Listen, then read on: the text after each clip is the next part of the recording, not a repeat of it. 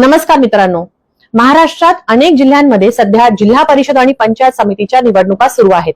येत्या 7 फेब्रुवारीला त्या निवडणुकांचं मतदान होणार आहे। डिसेंबर आणि जानेवारी महिन्यामध्ये पार पडलेल्या नगरपालिका व महानगरपालिका निवडणुकांमध्ये आपण सगळ्यांनी वंचितच्या उमेदवारांना भरघोस साथ दिली आणि त्याचाच परिणाम म्हणजे अनेक ठिकाणी आपले उमेदवार ताकदीने निवडून आलेत आणि तुमचं काम करण्यासाठी सज्ज झालेत। तीच साथ आपल्याला ह्या वेळेस जिल्हा परिषद आणि पंचायत समितीच्या आपल्या सगळ्या उमेदवारांना द्यायची आहे।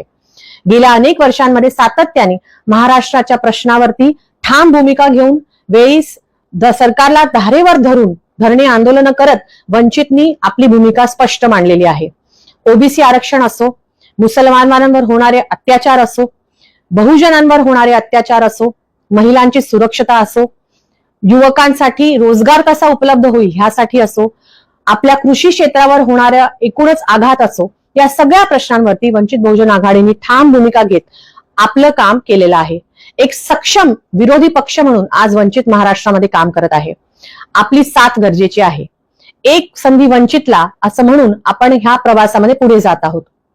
येत्या 7 तारखेला होणाऱ्या निवडणुकांमध्ये आपल्या जिल्हा परिषद पंचायत समितीमध्ये वंचित बहुजन आघाडीचे उमेदवार कोण आहेत?